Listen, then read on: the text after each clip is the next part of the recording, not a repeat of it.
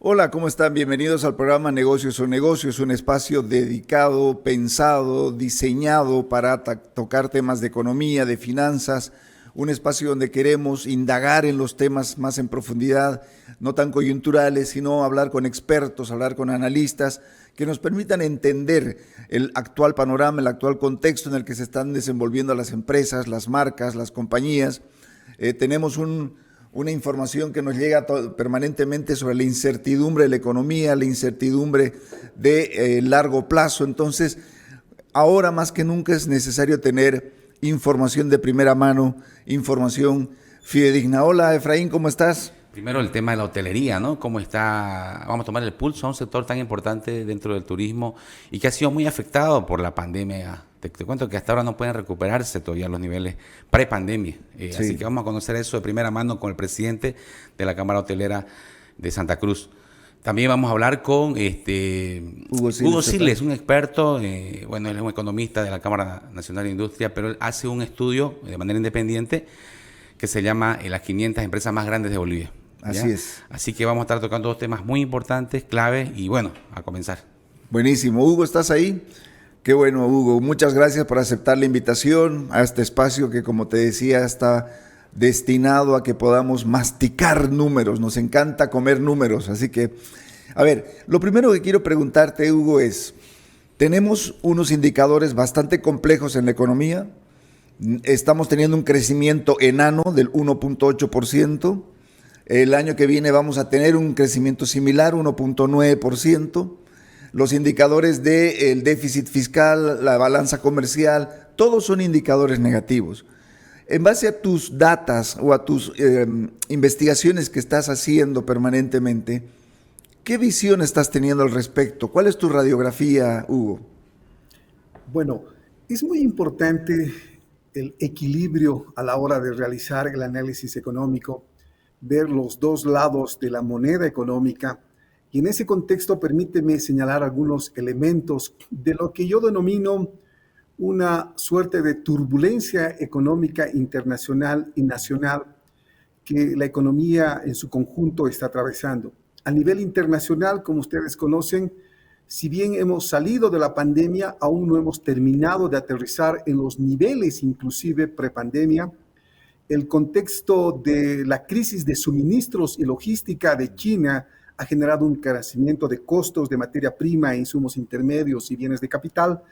China, a su vez, ha ralentizado sus niveles de tasas de crecimiento de 10-15% hace 2 décadas a niveles cercanos al 3, 4 y 5%. Por su parte, el escenario en Europa nos está dibujando una crisis a nivel de lo que ha significado la guerra entre Rusia y Ucrania y ahora en Oriente Medio, la incursión de Hamas y la respuesta de Israel.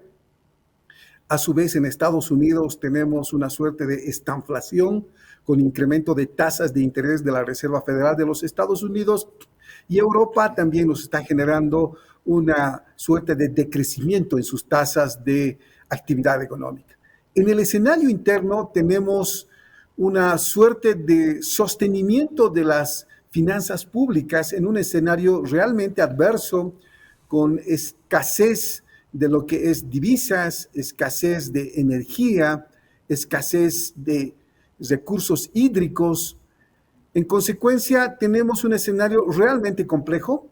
Sin embargo, creo que el piloto de la economía nacional está librando de una manera realmente muy, pero muy, yo diría hasta fortalecida, fuerte, esta turbulencia económica que estamos pasando.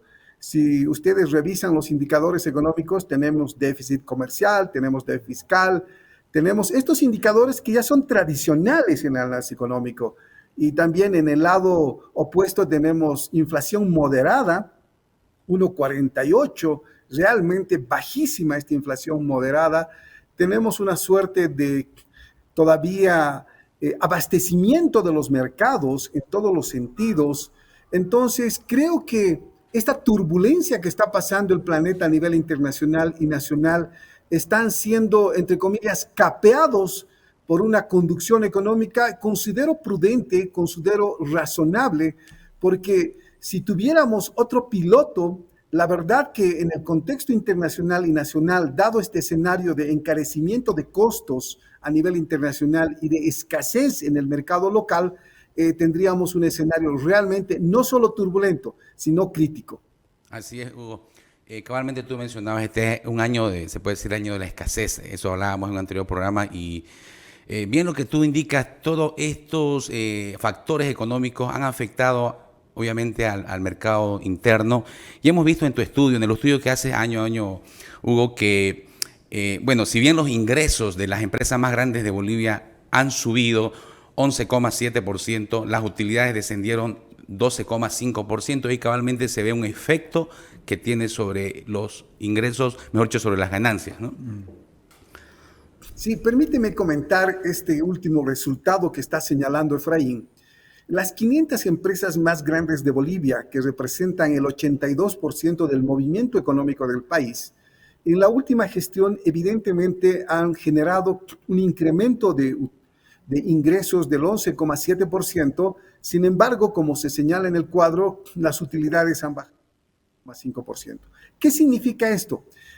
La explicación reside en la caída del nivel de utilidades tanto de yacimientos petrolíferos fiscales bolivianos como en la caída de Comibol a nivel de utilidades. Estos son los dos grandes factores que han generado precisamente un descenso. Sin embargo, el conjunto de empresas, particularmente del sector servicios, del sector telecomunicaciones, han tenido una recuperación próxima a los niveles de la prepandemia. Esto significa, por ejemplo, que el sector de telecomunicaciones, el sector de servicios financieros, el sector comercial, evidentemente ha generado una expansión en su nivel de ingresos.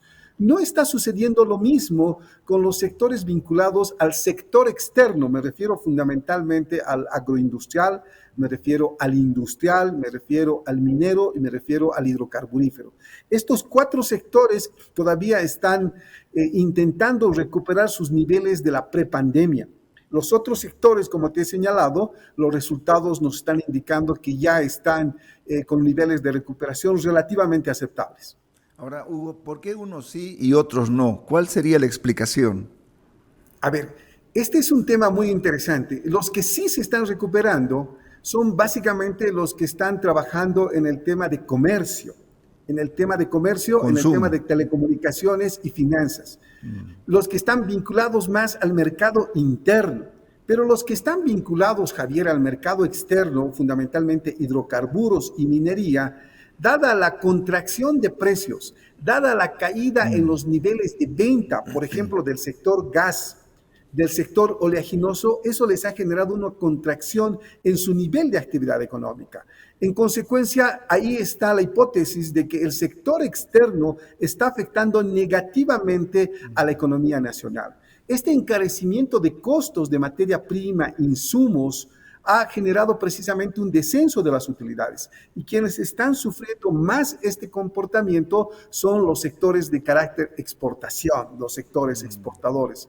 Recuerda, Javier, Efraín, los niveles de venta de gas, que es el principal producto de exportación después del oro y después del zinc y la plata, han tenido descensos, particularmente por la contracción tanto en Argentina como en Brasil.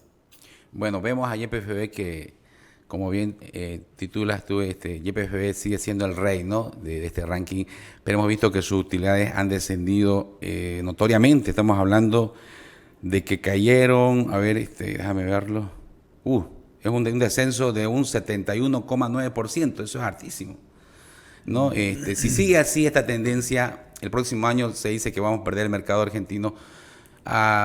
Creo que YPFB puede perder este primer lugar en el ranking, ¿no? ¿O cómo lo ves? No, Efraín, no. Recuerda que los niveles de facturación de YPFB están arriba de los 40,000 millones de bolivianos. La empresa que le sigue está alrededor de los 7,000 millones de bolivianos. Entonces, la diferencia realmente es muy profunda entre el primer y el segundo lugar. En ese contexto, considero de que la economía nacional los próximos años tiene que estar ubicándose básicamente en los siguientes sectores. No hay duda de que en los subsiguientes años, estoy hablando de acá 3, 4 años, el tema del litio va a ser realmente muy importante. El tema del hierro, del mutún particularmente, y su explotación va a ser un tema definitivamente gravitante para la economía nacional. La agroindustria va a seguir siendo uno de los motores económicos de nuestro país. Y por supuesto, la recuperación del sector minero, no solamente oro. Recuerda, el año pasado hemos exportado más de 3.000 millones de dólares, el 99.9% del norte de Bolivia, particularmente La Paz, Beni y Pando. En consecuencia, estos son los sectores a los cuales tiene que apostar la economía. Y lógicamente hay otros sectores que son realmente muy sostenibles, como es el turismo, fundamentalmente el turismo, que te van a permitir tener un horizonte hacia adelante.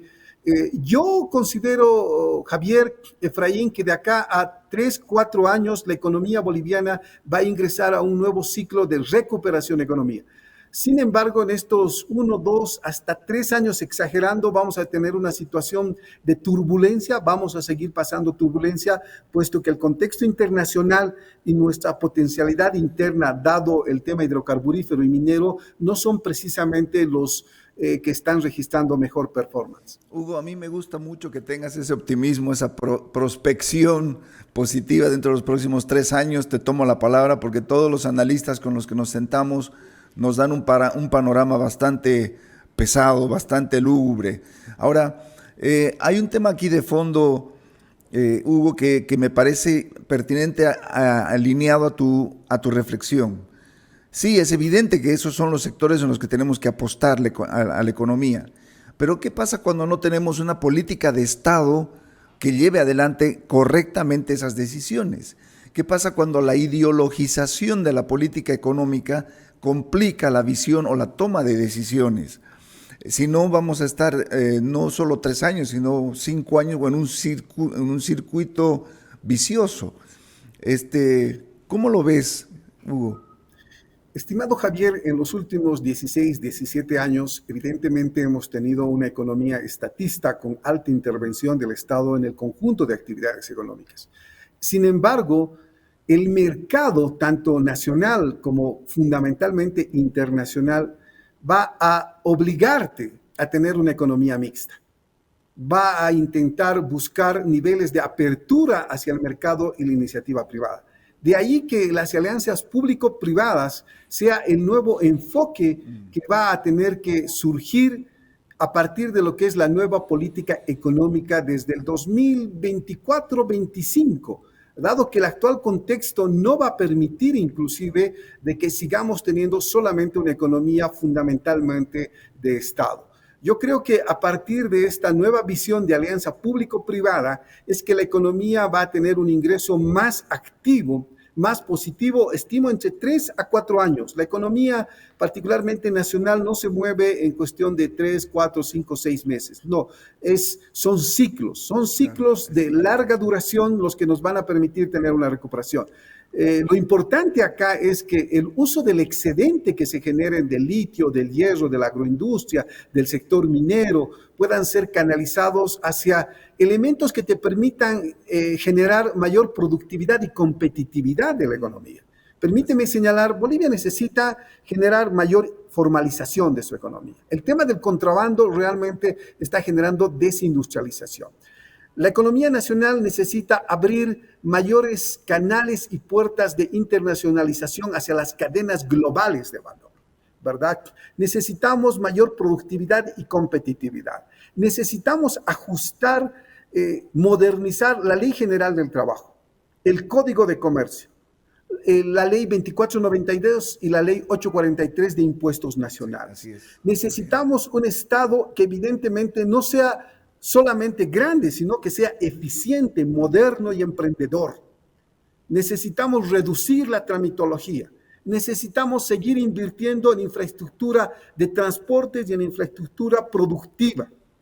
Necesitamos integrar al país. Entonces, estos son algunos de los elementos que requiere nuestro país para ingresar en una senda público-privada, en un modelo público-privado de crecimiento de cara a los 3, 4 próximos años. Hugo, parecen ser temas obvios, ¿no es cierto?, de sentido común. Hay que reducir el déficit fiscal, hay que modernizar las leyes. La ley de hidrocarburos también ya tiene, ¿cuánto, Efraín? 20 y tantos años, que ya también amerita una revisión, una reformulación. Pero, Hugo, no se está haciendo eso, o sea, no hay señales de que se haga esto. Y eso es lo que me preocupa.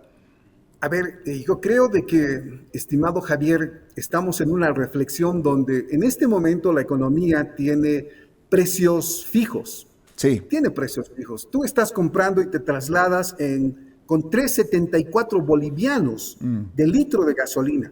Lo mismo yo y lo mismo mucha gente. Cruzas las fronteras, está arriba de 10 bolivianos. El Estado te está subsidiando casi 7 bolivianos por litro de gasolina que tú estás consumiendo, Javier. Que ya es insostenible. Arce ya lo dijo ayer o anteayer. Ya es insostenible. Pero absolutamente. Pero el tema, Javier, es si tú levantas ese subsidio, imagínate la escalada de precios a nivel inflacionario. Brutal. Hoy tenemos 1,48. Brutal. ¿Verdad? Sería. Entonces, lo que tenemos que hacer es sopesar precisamente como médicos de alto nivel y con cirugía realmente especializada lo que se va a hacer, generar medidas compensatorias, ver el gradualismo, ver si tienes movimientos de tiempo, movimientos de cantidad, movimientos de precio. Javier, el tema no es sencillo, es muy fácil decir de que tenemos un alto déficit fiscal cuando tienes gasolina 3,74. Así es, correctísimo. ¿Verdad? Entonces, el tema es, ya conocemos el problema.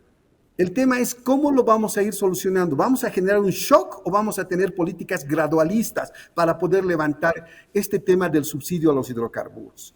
Entonces, tenemos déficit fiscal, tenemos déficit parcial, evidentemente, pero esto tenemos que generar a partir de políticas de producción y de productividad que te permitan generar mayor nivel de exportaciones. A partir del mayor nivel de exportaciones, con todo ese conjunto de elementos que te he señalado, que parecen lógicamente obvio, pero hay que hacerlo. Y eso es una visión nueva, pública, privada, que te permita precisamente generar mayor nivel de competitividad. Un dato o dos datos. Bolivia tiene el cuarto sistema tributario con la presión fiscal tributaria más alta de Sudamérica. Más grande. Bolivia tiene el cuarto salario mínimo nacional más alto de Sudamérica.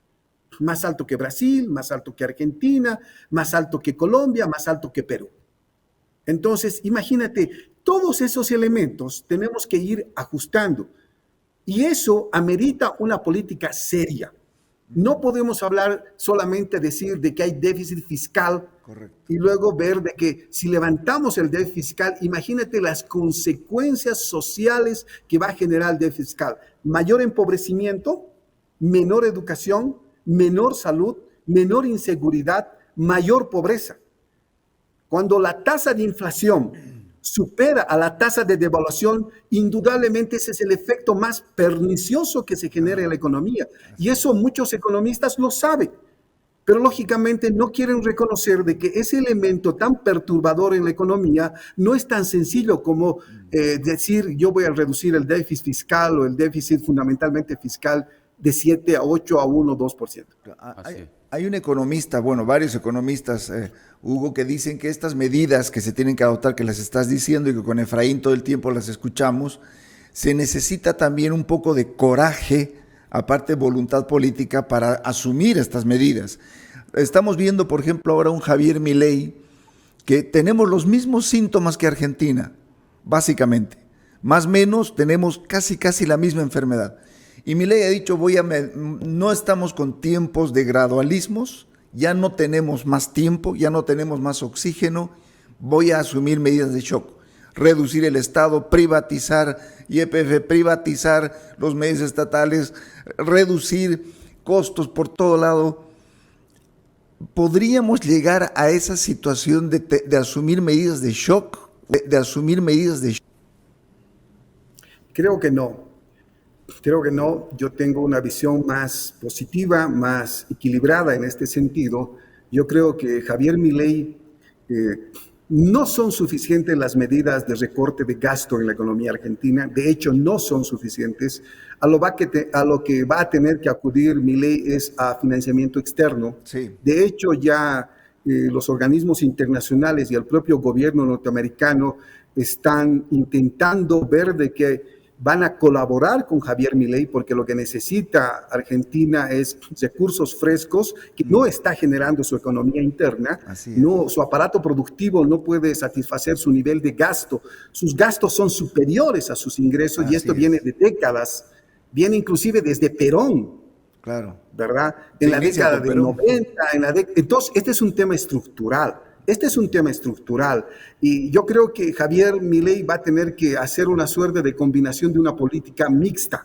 Tampoco puedes ingresar en una economía liberal donde vas a generar niveles de empobrecimiento muy grandes. Entonces, yo creo que Bolivia no está yendo precisamente ese camino. Vamos a tener la certidumbre de una alianza público-privada que te va a permitir tener mayor razonabilidad, fundamentalmente en el gasto, y generar mayores ingresos para poder equilibrar. Yo te pregunto, querido Javier, y haciendo una reflexión, la mayoría de los países en América Latina están atravesando una situación muy delicada.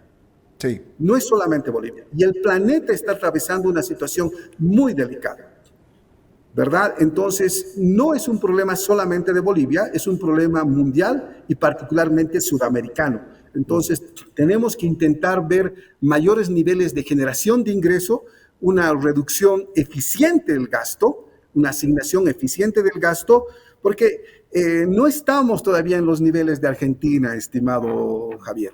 Hugo, ahora, el sector industrial que tú bien mencionas acá es clave. ¿Por qué? Porque genera mucho empleo, genera divisas. Vemos que ha tenido una caída fuerte en sus ingresos, en sus utilidades. ¿Qué medidas urgentes requiere el sector industrial para poder reactivarse? A ver, yo creo que una de las medidas más importantes hoy por hoy, estimado, es el tema del contrabando y la informalidad. Actualmente, por año, en la economía se genera más de 3.300 millones de dólares de movimiento del contrabando. Esto afecta a más de 600.000 fuentes laborales del sector industrial, entonces a más de 39.000 industrias que están asentadas en el país. El contrabando, producto de la devaluación de Argentina y también de Chile y también de Brasil, está ingresando en forma agresiva al mercado nacional, tanto en alimentos, bebidas alcohólicas y no alcohólicas, muebles, textiles, y no hay sector económico industrial que no esté siendo afectado por el tema del contrabando. En consecuencia, este es el primer tema que se tiene que trabajar, la lucha frontal contra el contrabando, la informalidad, que te genera un escenario laboral, por ejemplo, realmente sin beneficios sociales de corto y largo plazo, no te asegura un trabajo y un salario digno. Este es el primer tema que se tiene que trabajar. Otro de los temas que se tiene que trabajar de una manera en verdad profunda es la modernización de la normativa tanto laboral como tributaria. Esto es muy importante, dado que, como te he señalado, nuestros niveles de costo, tanto tributarios como fundamentalmente laborales, son altísimos. Esto se tiene que trabajar. Y un tercer tema, yo estaría fundamentalmente señalando la infraestructura productiva. A partir de lo que es la construcción de carreteras, la construcción de infraestructura productiva con nuevos polos de desarrollo, no solamente el polo de desarrollo La Paz, Cochabamba, Santa Cruz, Puerto Suárez, la hidrovía, sino también otros polos de desarrollo como son al norte de Bolivia, con lo que es la conexión La Paz, Caranavi, Palos Blancos, Quiquibey, Yucubo, Rurrenabaque, San Buenaventura, hasta Guayaramerín, Guajaramerín, pasar por Manaus para salir al Océano Atlántico y a su vez también pasar por Perú. Ese es otro polo de desarrollo, esa es una mirada estratégica. Y la otra mirada estratégica, sin lugar a dudas, es hacia el sur de Bolivia. El potencial agroindustrial que tiene Chuquisaca, que tiene Tarija. Chuquisaca tiene maní, tiene ají, no podemos dejar de hablar de lo que tiene precisamente Tarija con lo que es los vinos y el complejo de Singanis. En consecuencia, existe mucho potencial en Bolivia, que yo tengo la esperanza, Javier, y es una mirada nueva y refrescada, como estarás entendiendo, de que Bolivia en los próximos 3, 4 años va a tener y va a ingresar a un nuevo ciclo. Esperemos de que este ciclo sea aprovechado correctamente para poder reducir los niveles de pobreza, para podernos insertar en las cadenas globales de valor. Creo que existe una propuesta, la propuesta es clarísima, lo que falta es ingresar gradualmente a la ejecución de la misma, sabiendo que tienes un paciente en condiciones de alta turbulencia en el mercado. No es un escenario sencillo y es por eso que precisamente más que el diagnóstico, acá lo que amerita es ver precisamente las salidas, las soluciones. Es como la medicina. Una vez que tú has hecho el diagnóstico, la segunda parte es el tratamiento. ¿Cuál es la solución? ¿Verdad? No nos podemos quedar solamente en que el paciente está delicado, con alta turbulencia, sino también plantear soluciones. Ese es el tema central. Ahora, Hugo, a ver, es muy importante lo que dices y realmente te tomo la palabra en el tema del positivismo y en el hecho de manejar los ciclos de la economía, que en 3 o 4 años deberíamos ya empezar a despegar. Pero para eso también necesitamos madurez política. Tocas temas de contrabando, narcotráfico, abrir rutas, etcétera.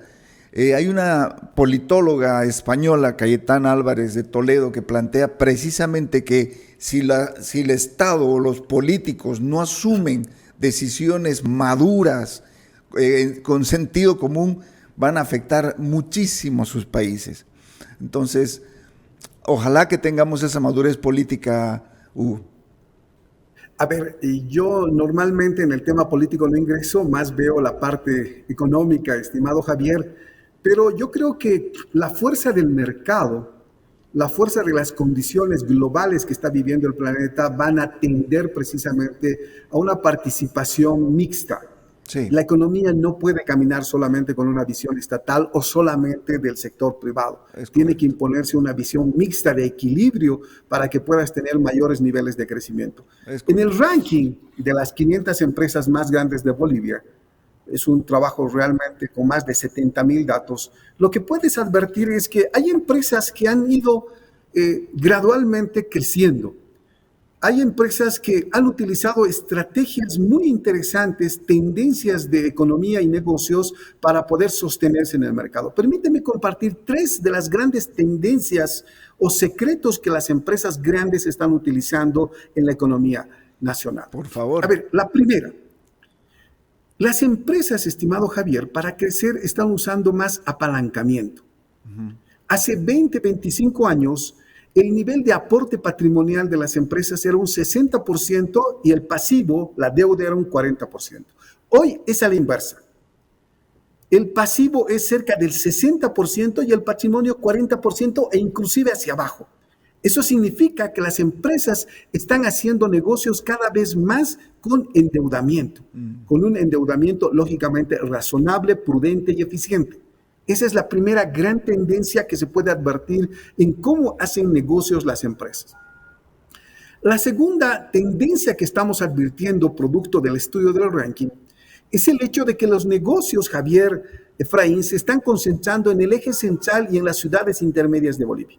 Más del 82% de la economía boliviana está en el eje central. La Paz, El Alto, Patacamaya, Caracollo, Quillacollo, Cochabamba, Montero, Santa Cruz y lógicamente hasta lo que es el norte integrado, ¿no? Minero, todo el tema. Exactamente, ¿no? Hasta lo que es la hidrovía Paraná-Paraguay, claro, por donde también salen muchos productos, Puerto Suárez, Puerto Quijarro, ¿verdad? Esa es una de las segundas tendencias, es decir, hay una suerte de geoconcentración de los negocios en el eje central. Sí. Geoconcentración de los negocios, esa es la segunda tendencia. La tercera tendencia que hemos advertido, estimado Javier, es el hecho de que la economía nacional es procíclica a los movimientos de los ciclos económicos internacionales. ¿Qué significa esto? Cuando los precios de las materias primas, cuando los precios de productos de exportación bolivianos en el mercado internacional suben de precio, la economía nacional comienza a expandirse. Claro. De hecho, en Bolivia tenemos 8 productos que determinan la canasta de nuestras exportaciones, desde el oro, el zinc, la plata, los oleaginosos, hasta fundamentalmente estos productos. Entonces, ¿qué significa? Significa de que Bolivia tiene que seguir una tendencia muy fuerte de acompañar el ciclo económico internacional y saber dar respuestas al ciclo económico internacional. De ahí que en mi hipótesis, la teoría de trabajo que es fundamentalmente esta alianza público-privada, es fundamental para trabajar con la economía global. Creo que estos son algunos elementos, estimado Javier, que puedo compartir, que arroja precisamente este estudio del ranking en el largo plazo. No solamente en un año, sino en el largo plazo tenemos esta visión. Excelente, Hugo. Como siempre, tenerte en el programa, hablar contigo de economía, siempre es un gusto porque nos arrojas muchas cifras, muchos datos, y me gusta mucho tu postura positivista porque realmente la necesitamos. Necesitamos también creer que podemos salir de esto, creer de que en el corto plazo, mediano, vamos a tener una mejor economía en el momento. Efraín, ¿quieres agregar algo del ranking con Hugo? Sí, no, la verdad que comentar que tenemos una alianza con Hugo, así que pueden ver parte de lo que es, se puede decir una pincelada de lo que es su libro, el libro de las 500 empresas más grandes de Bolivia en Economy, en esta nueva edición que ha salido, y bueno, invitarles a que puedan adquirir este libro. Tienen todo un estudio hecho por Hugo Siles, así que agradecerte, Hugo, por este tiempo, y bueno, esperemos que podamos continuar hablando de esto en un programa siguiente. No, claro, y solamente permíteme el aviso comercial de 30 segundos, estimado Efraín, Javier. Dale, a ver, dale. el ranking de las 500 empresas más grandes de Bolivia, el libro en realidad es un resumen. La verdadera fortaleza del ranking es la base de datos. Así es. La base de datos tiene más de 100.000 datos de lo que son las empresas en Bolivia. Pero adicionalmente, Javier, estimado Efraín, tiene el directorio de las 500 empresas más grandes de Bolivia, para que puedas ubicarlos, tener sus direcciones, sus teléfonos, sus números de NIDS, sus productos, etcétera, para que puedas hacer negocios. Este es un trabajo que te permite 3 cosas, estimado Javier. Primero, hacer negocios para el sector privado. Este es un mapa de inversión. Segundo, te permite hacer política pública para ver qué sectores precisamente tienen fortaleza y cómo les está siendo su performance económico. Y tercero, te sirve para hacer estudios académicos. De hecho, Javier, esta publicación que desde hace 25 años atrás la realizo, tiene ya 47 hijos académicos, 35 de licenciatura, 12 de maestría y están 3 en nivel de posgrado, de doctoral, haciendo su tesis en función de este documento. Fantástico. Así que ese es el uso de este documento, que es una herramienta, como puedes ver, para tomar decisiones, tanto de política pública como de política privada. Hugo, yo te felicito por este emprendimiento. Yo me acuerdo del primer ranking que sacaste, que publicaste, lo vimos cuando trabajaba en otra empresa, de mucho interés, de mucho impacto, y en un país donde hace falta tanta data, hace falta tanta investigación de mercado, pues es muy bienvenido este tipo de informe. Así que nosotros, por lo menos desde Medrano Asociados, lo esperamos con mucho ansia el informe de tu ranking, así que mil felicidades nuevamente, Hugo. Y bueno, ya en otra oportunidad estaremos hablando más en detalle contigo, ojalá acá en Santa Cruz, y ya sigamos hablando de economía. En 3, 4 años vamos a ver cómo está la economía, estimado Javier, en este nuevo ciclo que te estoy avisorando. No es el siguiente año, no es el subsiguiente año, pero ya en 3, 4 años vamos a ver que tenemos que ver la inserción de nuestro país en los mercados globales, con productividad, con competitividad. Un abrazo y muchísimas gracias por la entrevista. No, por favor, gracias a ti, Hugo, y ojalá dentro de 3 años Medrano Asociados esté en el ranking dentro de las 500 empresas. Gracias, claro, Hugo. Sí, un fuerte abrazo, que estés muy bien. Y a todos ustedes, no se despeguen del programa. Ya volvemos enseguida con más entrevistas. Un abrazo.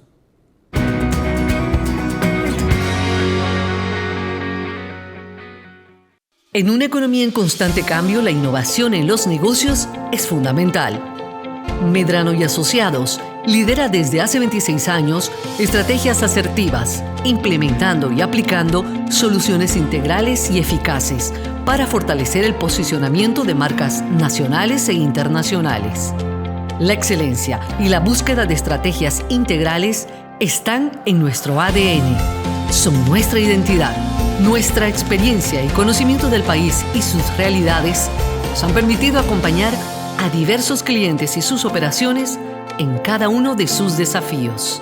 Medrano y Asociados, 26 años agregando valor a la gestión empresarial.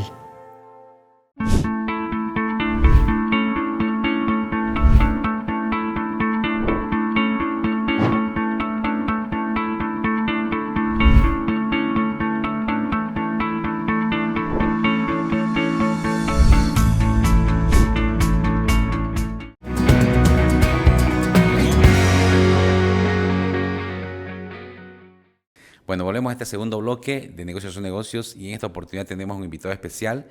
Está con nosotros Jorge Vaca Heredia, él es el presidente de la Cámara Hotelera de Santa Cruz, a quien damos la bienvenida. ¿Cómo estás, Jorge? ¿Cómo estás, querido Efraín? Muchísimas gracias por la invitación, acá firme para lo que necesites. Jorge, queríamos un poquito conocer, ¿tú cuánto tiempo ya llevas en el rubro hotelero? Seguramente ya muchos años, ¿no? Bueno, comentarte que soy un apasionado por el turismo. Estamos nosotros, ya en el turismo deben ser unos 11 años, 11. En comparación de otros hoteleros, obviamente somos bastante jóvenes, ¿no? Pero creo que la pasión por el turismo no se mide en años, sino se mide en acciones. Entonces, yo muy feliz de no solo de tener el Apar Hotel Premium Suites desde el 2012, que ha ido creciendo significativamente en Equipetrol, sino el poder estar ya en la Cámara y poder ver temas que de alguna manera beneficien pues a la mayoría de los hoteleros, que eso es lo que me gusta, ¿no? Es el aportar en Jorge, general. hablemos del sector hotelero. La verdad que vemos que ha sido uno de los rubros más afectados por la pandemia. Para ustedes fue un antes y un después de la pandemia, obviamente nadie lo esperaba, pero creo que como sector ha sido uno de los más afectados, ¿no? Bueno, sin duda no ha sido uno de los más afectados, ha sido el más afectado, ¿no? Recordemos que en pandemia se cerraron fronteras, tuvimos aerolíneas en tierra y obviamente un confinamiento, ¿no? Entonces, a diferencia de otros sectores que al final buscaron la manera de reinventarse, la hotelería no podía enviar pues, las habitaciones por courier. Entonces, realmente tuvimos que cerrar. Fue una etapa, como dijiste tú, que no lo esperaba nadie. Creo que ni el peor escenario nos hubiese preparado para algo así. Creo que la pandemia nos enseñó mucho, pero creo que fue, como dices tú, un antes y un después para la hotelería, ¿no? ¿Se tiene más o menos un dato de cuántos hoteles de diferentes tamaños cerraron por la pandemia, por la cuarentena en ese periodo? Bueno, que dejaron de operar temporalmente, estamos hablando de un 90% de la hotelería, ¿no? Habían unos 10 que operaban. Recuerda que hubo los vuelos de repatriación, ¿no? Así. Entonces, habían hoteles que recibían todavía gente.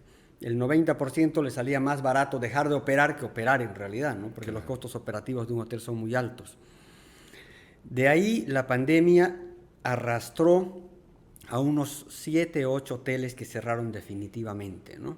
¿Eso solo en Santa Cruz? Solo en Santa Cruz, estamos hablando de solo en Santa Cruz. Entonces, bueno, cuando cierra un hotel estás hablando de una buena cantidad de personas que se quedan sin empleo también, ¿no? Y estás hablando también que hay un efecto multiplicador negativo en los proveedores que también trabajaban con ese hotel, ¿no? Entonces, no solo estás hablando del personal interno, sino estás hablando posiblemente de una afección a empresas que daban insumos, que tercializaban limpieza y cosas de ese tipo, ¿no? Claro, porque después de la pandemia vino pues el año donde Bolivia tuvo una crisis, son 21 días que se tuvo de paro en Santa Cruz. Obviamente eso ya, como quien dice, vino a rematar a alguien que ya estaba por morirse, ¿no? Sí, correctamente. Fue un año muy difícil, tuvimos todo el tema político, que es algo que no caracteriza a la ciudad de Santa Cruz, ¿no? Eso nos afectó muchísimo. Tuvimos, sin ir muy lejos también, el tema de nuestro gobernador, que a fin de año también nos volvió a golpear. Creo que tuvo el problema a finales de diciembre, si no me equivoco. Todo el mes de enero, que es un mes muy fuerte para la hotelería, fue perdido justamente por eso, porque la gente todavía estaba convulsionada, había muchos problemas en Santa Cruz en enero, entonces el enero del 2023 se perdió. En febrero, cuando la hotelería esperaba reactivarse, tuvimos el problema del dengue y la gente tenía temor de venir a Santa Cruz. Tú sacabas una promoción, decían, oiga, muy buena la promoción, pero hay dengue. Ok, febrero se fue. Claro. Entonces nosotros el 2023 hemos arrancado recién en marzo. Son 2 meses que la hotelería ha perdido y tomamos en cuenta que diciembre también es un mes un poco bajo para la hotelería, ¿no?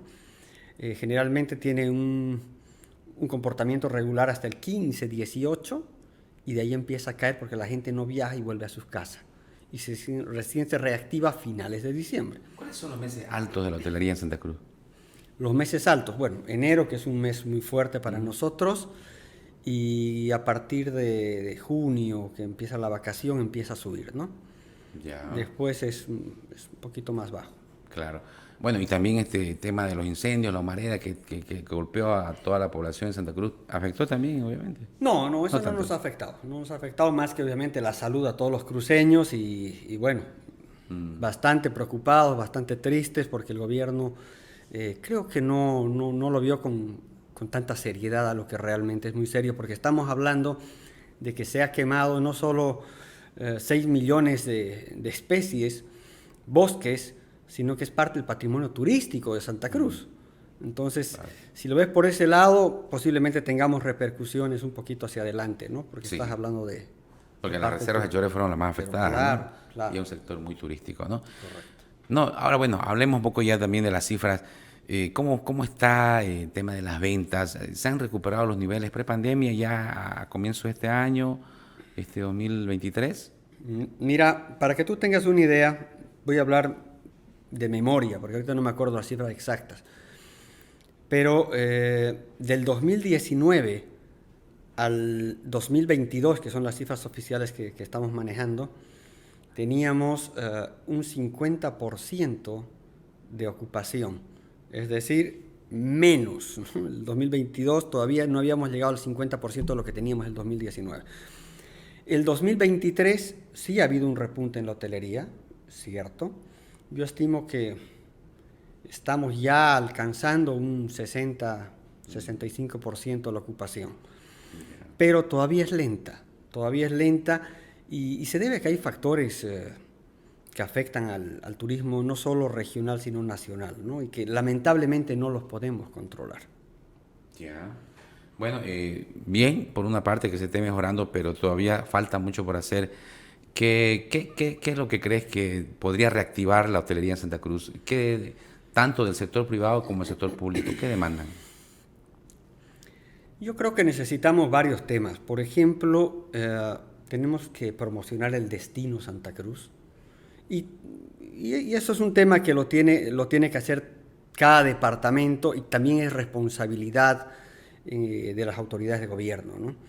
El promocionar el destino Bolivia a ellos, y a nosotros nos toca promocionar el destino Santa Cruz. Santa Cruz, para que tú tengas una idea, querido Efraín, bueno, te voy a lanzar la pregunta. ¿Cuántos tipos de turismo crees que hay en Santa Cruz? Bueno, yo conozco turismo receptivo, de aventura, bueno, debe haber muchos tipos, ¿no? En realidad Santa Cruz, querido Efraín, es un departamento muy interesante. Generalmente se habla del turismo en Santa Cruz y se habla de un turismo vacacional, ¿no? Piensas en Santa Cruz y piensas en vacaciones y piscina, o de negocios. Ahí muere. Pero en realidad Santa Cruz tiene, como decías tú, un turismo aventura, un turismo ecológico, tiene un turismo de salud. ¿Cuántas personas vienen a hacerse cirugías plásticas a Santa Cruz, por ejemplo? Eso también te trae recursos.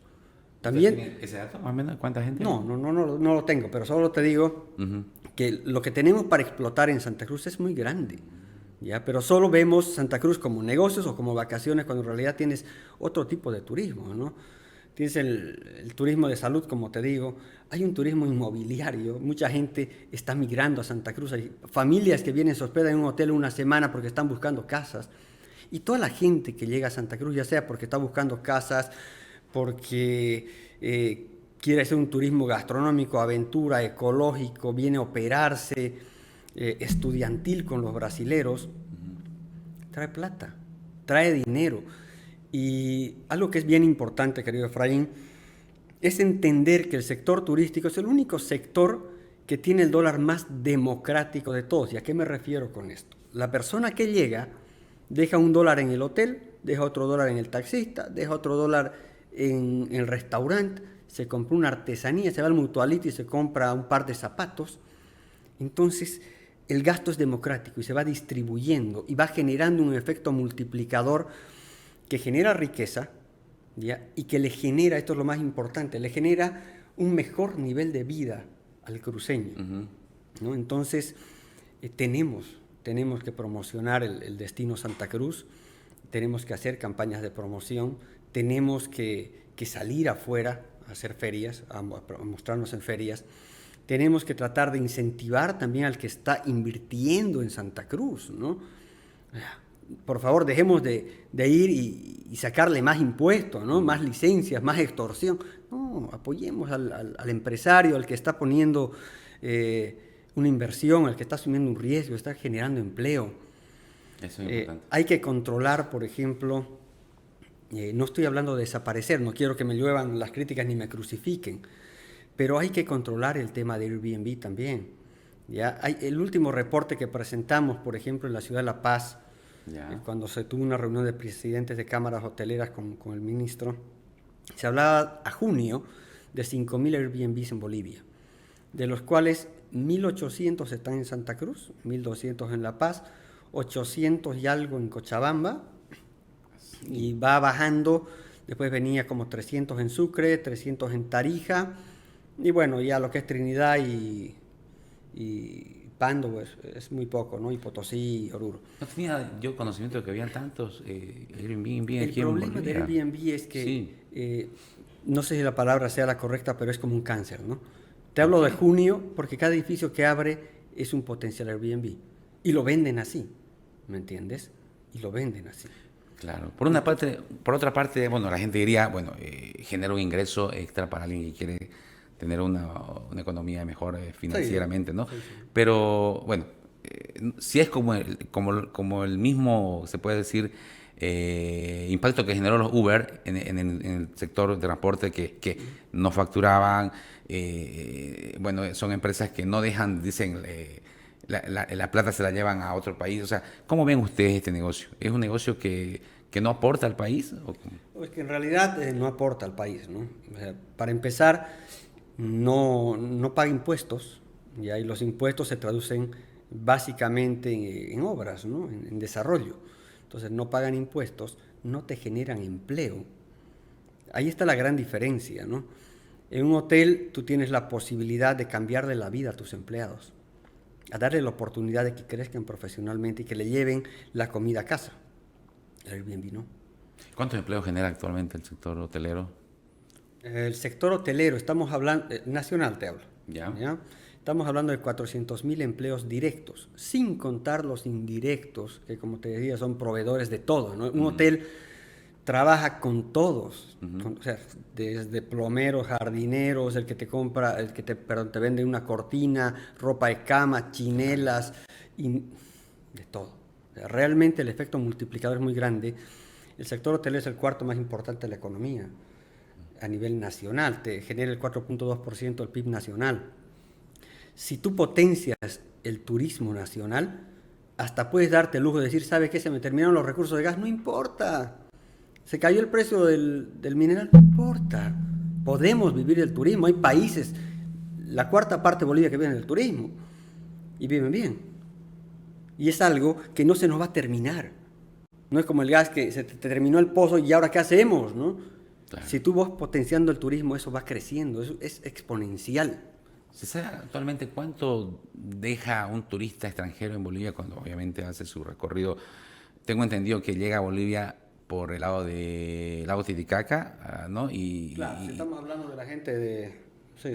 ¿no? Y le interesa mucho Uyuni. Creo que de ahí falta un poquito promocionar el lado oriental, ¿no? Que venga a la Chiquitanía y conocer todo. Pero ¿cuánto más o menos deja un turista extranjero por día en Bolivia? Bueno, hay promedios, no estoy seguro si la cifra sea correcta, pero se habla entre 200 y 300 dólares, ¿no? Estamos hablando del extranjero.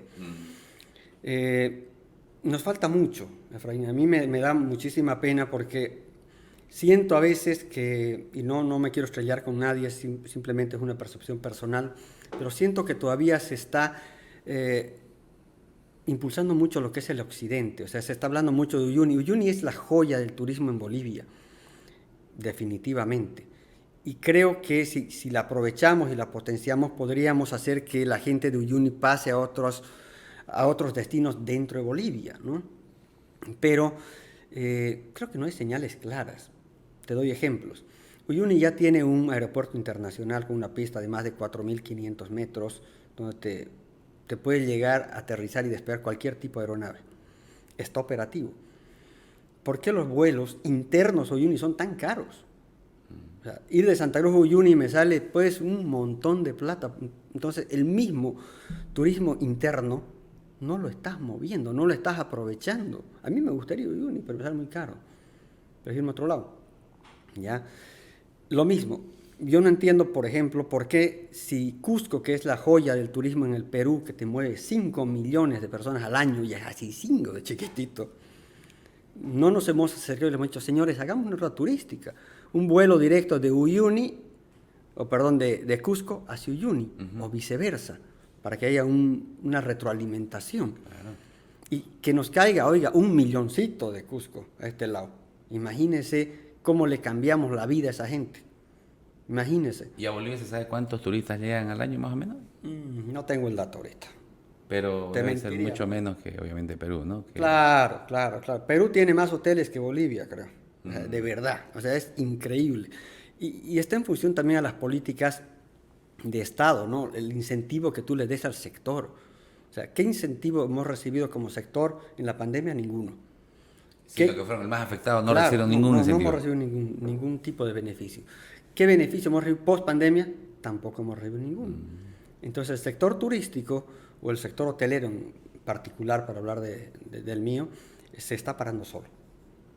Se está parando solo y está buscando iniciativas privadas, ¿no?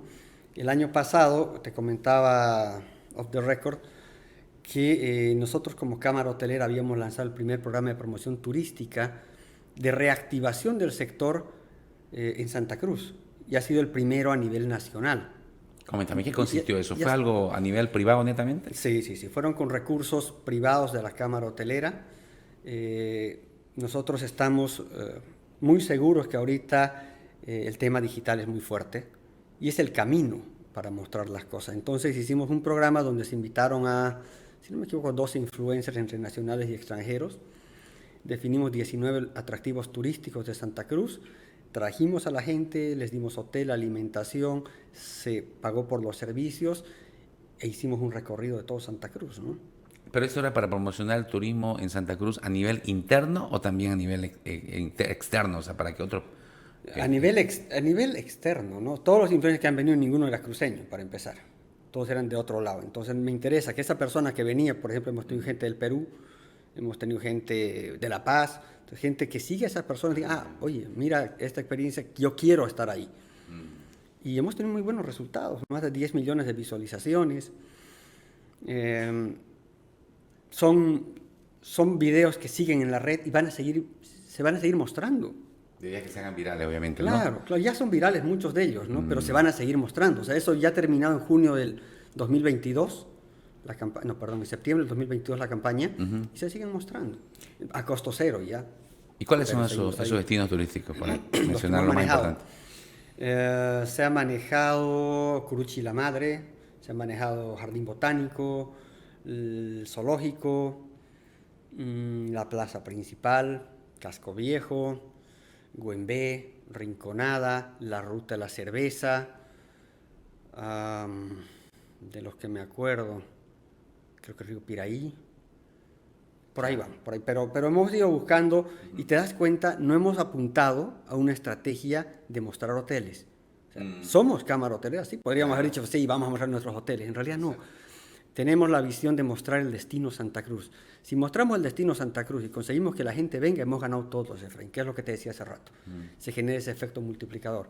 Gana el hotel, el gastronómico, todos. Ahora, esto es, me decías también, José Récord, que lo ha visto con buenos ojos seguramente el gobierno y han tenido una reunión con el viceministerio, ¿no? ¿Quieren llevarlo esto a nivel nacional? Sí, justamente estamos trabajando para eso. Hemos acordado ya una fecha para el próximo año para arrancar esto. Nosotros confiamos mucho en que esto pueda ser una realidad. Te decía, nosotros como Cámara Departamental de Hotelería en Santa Cruz hemos hecho una coordinación nacional con las otras cámaras y se ha definido colocar una contraparte para que esto sea una serie de alianza público-privada. Creemos que esa es la única manera de que las cosas funcionen. Ni cargarle todo al gobierno, ni tampoco nosotros tratar de hacerlo solo. Creo que un mix de ambos es bueno. Entonces estimamos que el próximo año pueda replicarse algo así en todas las ciudades. Ya se han definido los lugares por ciudad, solo es arrancar, ¿no? Que es importante. Bueno, eso va a dar obviamente un impulso al turismo y eso obviamente, por ende, al sector hotelero. Pero ese viene a ser uno de los puntos que ayudaría. Supongo que hay varias peticiones que tiene el sector hotelero para el próximo año. Estamos ya a poco de ingresar al 2024, ¿no? Mira, una es esa, que es el programa de promoción que lo vamos a hacer en redes. Otra, obviamente, es un tema de promoción en ferias, que eso lo tiene que ver también el gobierno. Ya, hay que presentarse en ferias internacionales como país. Hay unas peticiones que sí hemos hecho que no dependen de nosotros, tienen que ser ellos.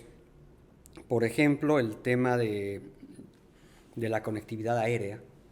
Es tan importante que Bolivia deje de ser una isla. ¿Qué me refiero? No te emociones, no es que vamos a tener mar, no nos gustaría, pero no. Sino que cada vez tenemos menos líneas aéreas que llegan al país. Entonces cada vez estamos más aislados.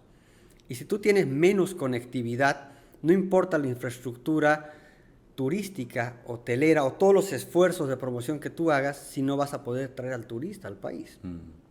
Sí. Te sale más caro. ¿Cuántas son las líneas aéreas internacionales que hoy llegan a Bolivia, Santa Mira, Cruz? de memoria, tienes Air Europa, tienes Copa, tienes LATAM, tienes Avianca y creo que eso es todo. Tal vez me estoy olvidando de alguna, pero me parece que son contadas con los dedos. Como claro, claro que sí. American Airlines, que es la más importante, ha dejado de operar. Gold creo que ya no está llegando. Sí, también dejó ya. Sí, hay varias que se han ido, ¿no? Creo que Aerolíneas también llega. Pero de todos modos estamos hablando de muy pocas aerolíneas cuando estamos con un proyecto de un hub en Virubiru hace 20 años. El hub mueve millones, ¿no? Claro. Pero mientras no haya conectividad en paralelo a todo el esfuerzo que estamos hablando, o sea, no va a pasar nada, querido Efraín. Esa es una petición, por ejemplo.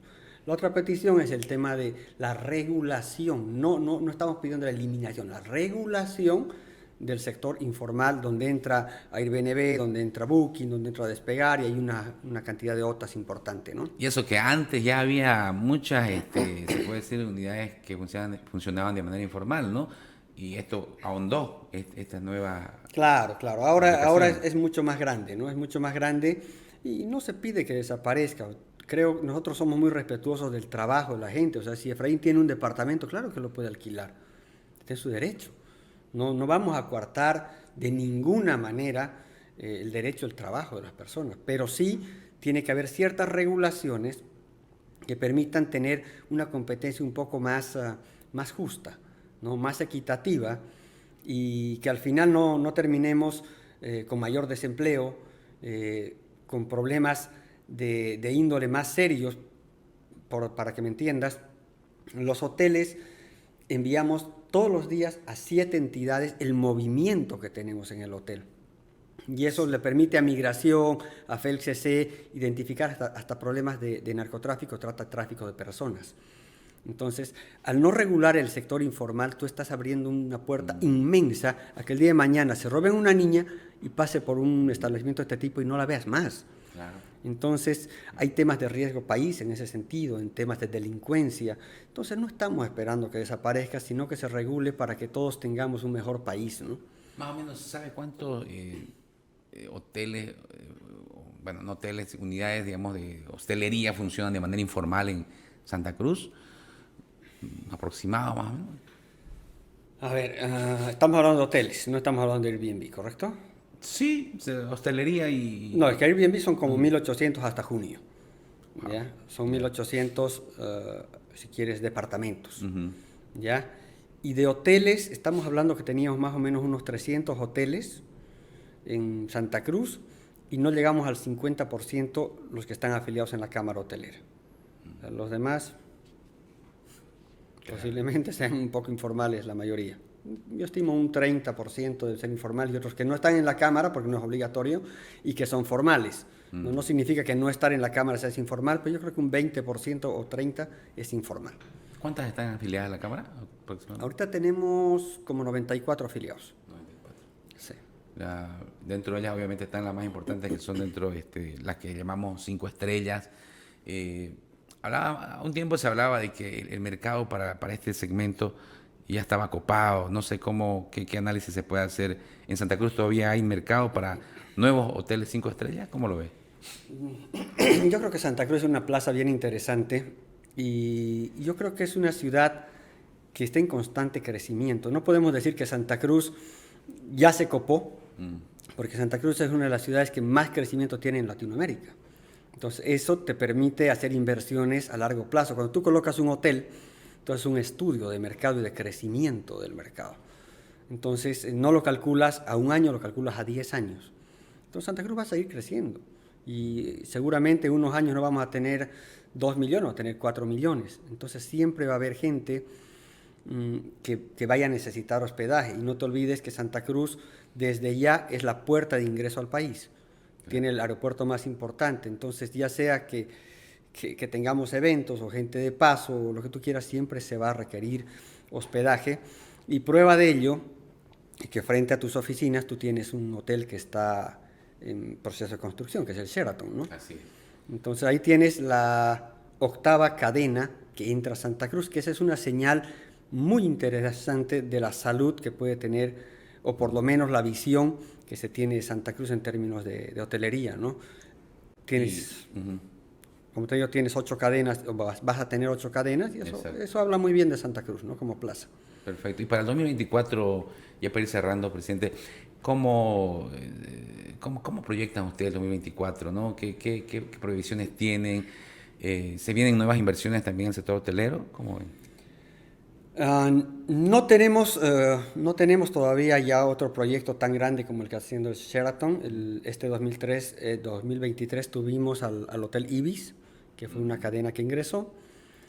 El 2024 estará el Sheraton.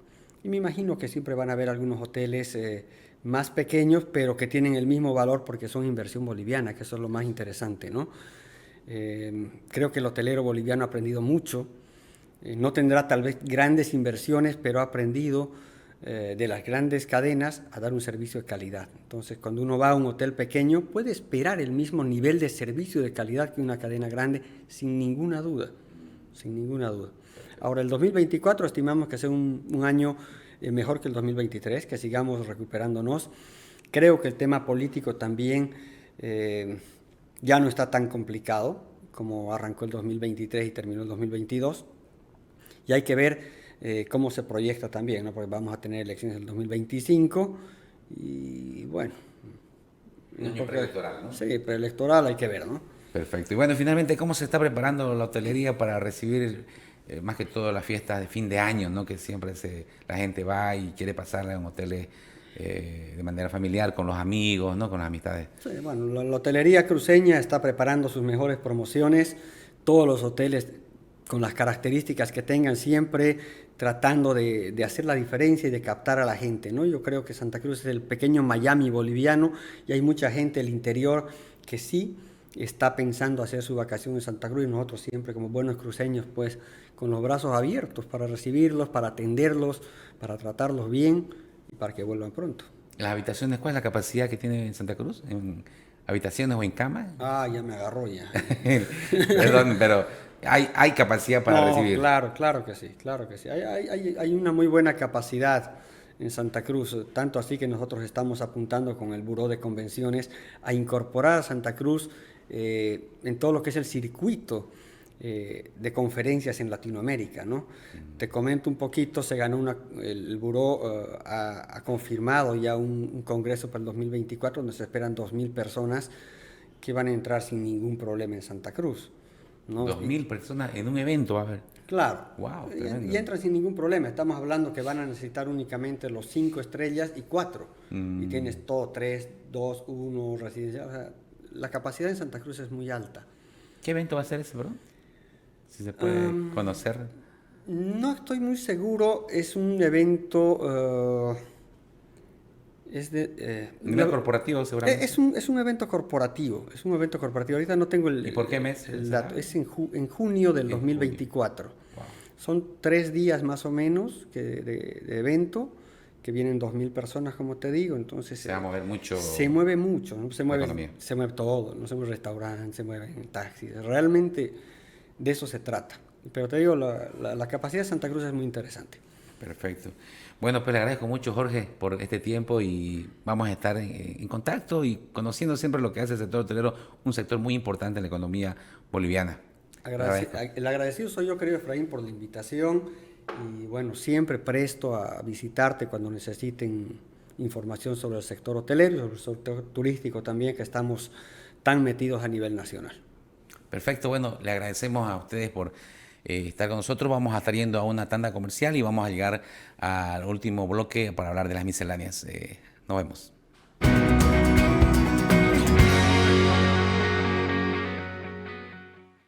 En una economía en constante cambio, la innovación en los negocios es fundamental.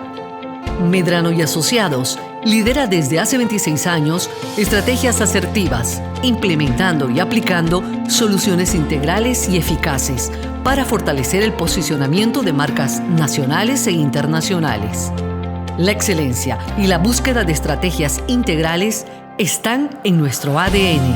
Son nuestra identidad.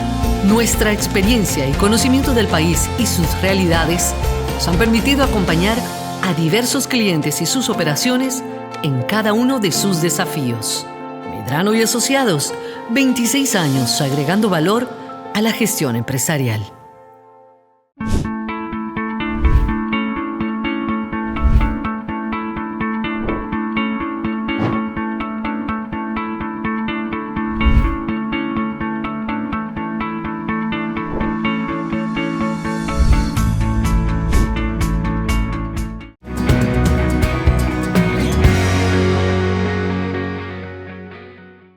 Bueno, este bloque, Javier, hablamos generalmente de las misceláneas, ¿no? De, más que todo, la dinámica empresarial, qué es lo que se mueve en el mercado. Pero también hay estudios, te cuento, Javier. Hay un estudio que recientemente publicó la Unifrance, bueno, exactamente es el Observatorio Nacional de Trabajo de la Unifrance. Ah, mira, no sabía que tenía un observatorio la Sí, Unifrance. cada vez las universidades están haciendo más investigación. Es bueno, porque ese es su oficio, para eso están hechas las universidades, para estudiar, para investigar. Y creo que uno de los grandes desafíos de la universidad pública y privada es generar más papers académicos. Perfecto, mira, hay un estudio que revela cuáles son las competencias laborales más valoradas por las empresas en Bolivia. Ya, tanto a nivel estratégico como a nivel táctico. A nivel estratégico, mira, te voy a decir cuáles son. Ellos valoran mucho que el trabajador, el ejecutivo, tenga comunicación efectiva escrita, ¿ya? Que sepa expresarse. Que sepa expresarse a nivel escrito más que todo, ¿no? La escritura es un pensamiento abstracto, por si acaso. Entonces me imagino que están buscando una competencia. Cuando dicen comunicación escrita, capacidad de abstracción se llama. Exacto, que sea una comunicación efectiva, que dé resultado, ¿no? La resolución de problemas, que es tan importante hoy en las empresas, ¿no?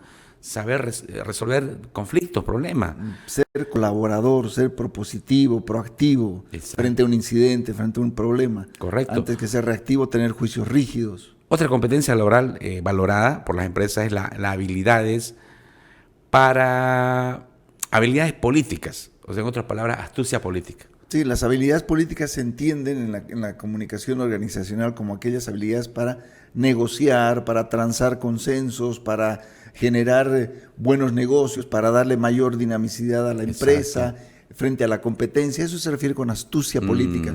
La política como una forma de hacer negocios corporativos. Perfecto.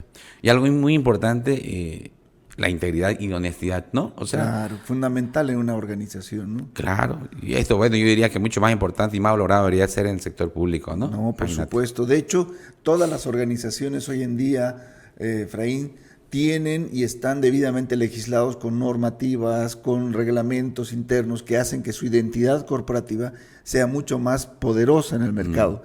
Estábamos viendo los rankings de Hugo Siles con las 500 empresas más poderosas, también ahí las empresas más reputadas, con mayor credibilidad, con mayor desarrollo económico sostenible o amigable al medio ambiente. Entonces, también son métricas que les interesan muchísimo a las compañías en Bolivia. Correcto. Y bueno, tenemos en el listado otros más, habla por ejemplo de ser resiliente, y eso creo que ha sido muy valorado después de la pandemia, sí, ¿no?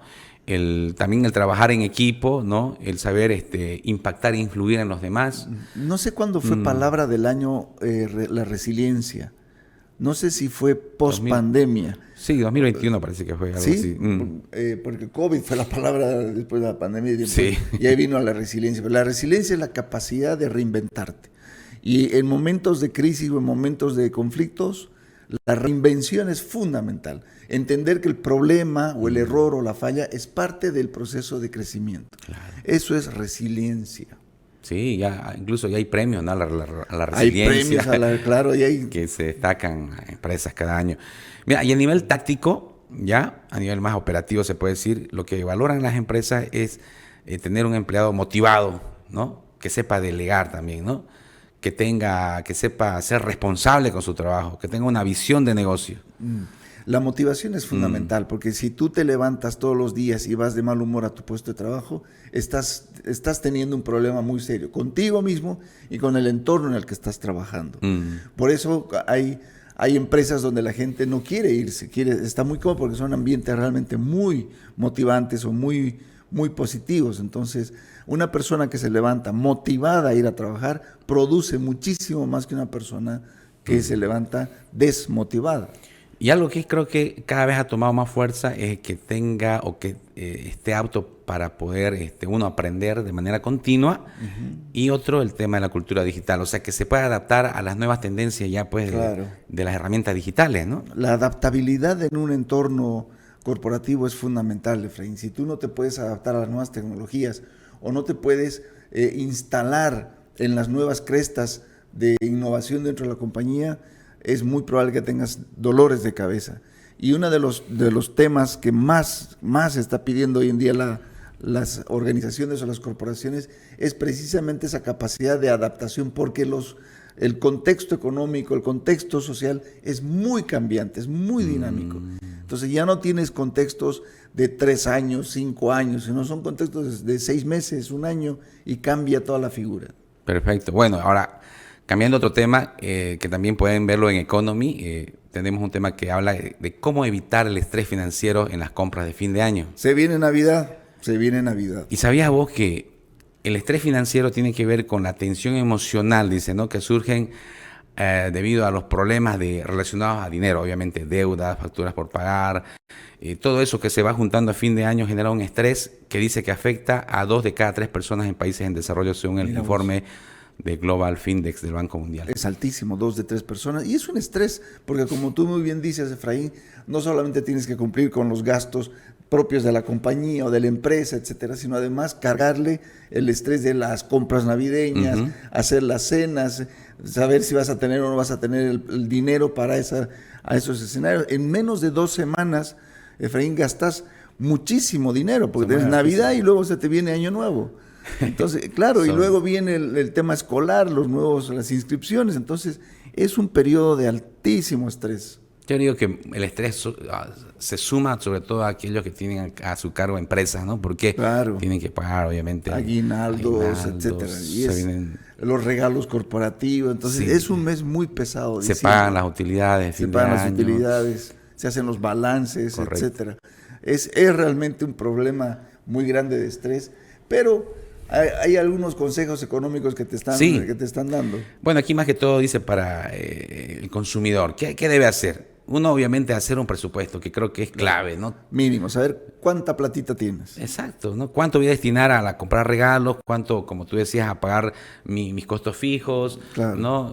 Todo eso debe estar presupuestado, incluso los obsequios, la cena, decoración, entretenimiento, todo lo que dice directamente ya, saber cuánto, ¿no? Para que no falte, y estemos después endeudándonos más. Tengo esto y con esto, ¿qué puedo hacer? Esto, perfecto. Y a eso me limito. Porque si voy a tener un presupuesto pequeño y después voy a decir, no, es que yo quisiera el iPhone o que quisiera esto, entonces si no respetas tu propio presupuesto, obviamente vas a estar estresado. Y algo que me parece interesante, dialogar, dice, con la familia antes de tomar decisiones. Me parece súper interesante ese tema, Efraín, porque al final estamos siendo transparentes. Mira, capaz que esta Navidad no tengo el dinero para comprarte una PlayStation, capaz que te puedo comprar solamente esto. Entonces ya estás bajando las expectativas dentro de la familia y no estás generando tensiones o frustraciones. Y algo que es importante en el tema de los regalos, sea creativo y original con sus regalos, ¿no? Dice que no necesariamente tiene que ver con comprar regalos caros, sino ponerle originalidad a los regalos, ¿no? Tú sabes que hay un tema en neuropsicología, Efraín, que te dice, dime qué regalo le estás dando a la persona que más quieres y te diré si realmente la quieres esa persona. Sí. Sí, y no necesariamente está ligado a un tema de un regalo carísimo de alta. No, es un regalo que te permite decirle a la persona, mira qué bien que te conozco y sé que esto lo necesitas. En mi caso, por ejemplo, yo soy un consumidor agresivo de libros. Entonces, si me regalan un libro, por ejemplo, yo lo agradezco muchísimo porque además sé que esa persona me conoce y se ha interesado en comprarme un libro. Entonces, ahí radica la dinámica de cuán valorado es un regalo. Porque yo, imagínate, puedo regalar un iPhone. Pero te dice, ok, gracias, un iPhone, un regalo caro. Pero no he hecho el clic contigo. Exacto. Capaz que yo te regalo una lapicera que tú justo necesitabas. Qué buen regalo, porque tú sabías que me hacía falta. Exacto, me parece ahí muy está el bien. valor. Y algo también importante, comparar precios y buscar ofertas, sobre todo ahora que han salido muchos descuentos por el Black Friday, y hay que ver siempre bien todo eso, si realmente son descuentos también, ¿no? Y obviamente ahora la ventaja que tenemos de que todo casi es digital para poder comparar, no es necesario ir quizás a la tienda a preguntar, sino todo lo tenemos ya en las redes, ¿no? En internet. Podés hacer una comparación de precios rápidamente online, digitalmente, y eso es un beneficio. Perfecto. Y finalmente dice, utilizar productos financieros adecuados. Bueno, aquí habla más que todo, digamos, si vamos a recurrir, digamos, a un crédito. A una tarjeta de crédito, 3 pagos, 4 pagos, etcétera. Correcto. Me parece genial esto, sugerencias, estos tips financieros, ¿no? Pero por supuesto, siempre hay que tenerlos y hay que tenerlos muy en cuenta para no estresarse. Perfecto, hemos llegado al final, querido Javier, y ha sido un programa muy, muy interesante, ¿no? Claro que sí, hemos hablado con Hugo Siles Espada, hemos hablado con el presidente de la Cámara Hotelera, donde nos ha dado una radiografía de la industria de la hostelería en Bolivia. Han sido temas muy interesantes y con ustedes nos vemos en el próximo programa de Negocios son Negocios a través de Economy Medrano Asociados. Un abrazo.